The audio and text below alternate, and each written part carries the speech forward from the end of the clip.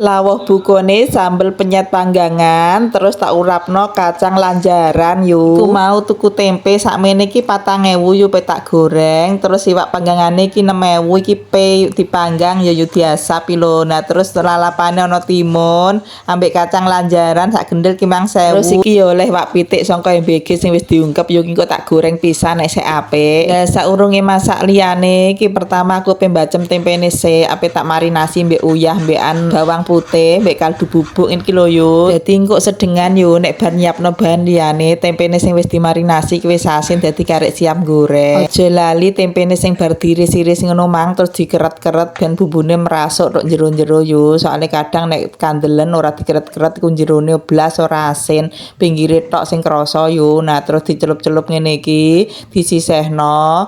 Bar ngono tahu ana sisa gek iki yo tak lebokno pisan. Bar ngono terus sisihno sik wis ditinggal garap sayure yo. Bar ngono sing tak garap sik iki kacang lanjarane yo. Nah kacang dawa-dawa ngene iki lho nek cara kuthone kacang panjang iki nek ning nggonku jenenge kacang lanjaran. Kacang lanjaran iki ape tak urap ngono tok yo. Aja salah paham karo tak urap ya diurap iku duduk disamber klopo tapi diurap iku mek digodhog iki lho dikukus utawa diulup. Nek cara nggonku nek ngarani ku jenenge diurap yo. Nah tinggalno kacange ben sampai medhuk terus lanjut goreng tempene. Goreng sampai rupane coklat ngene iki terus diangkat yo. Nah iki mang pas goreng tempe iki mang iwak pene ya wis tak guling-gulingno ning uyah karo bawang mang pisan terus digoreng. Dan ternyata ning kulkasku ya jeh ana luwehan iwak bunder ge ingi yo lali aku tak goreng pisan iki mang luwung kok lah mbah penyetan. Nah digoreng sampai mateng ngene iki meledos-meledos yo iwak iki nek digoreng wis diangkat terus lanjut goreng sambele.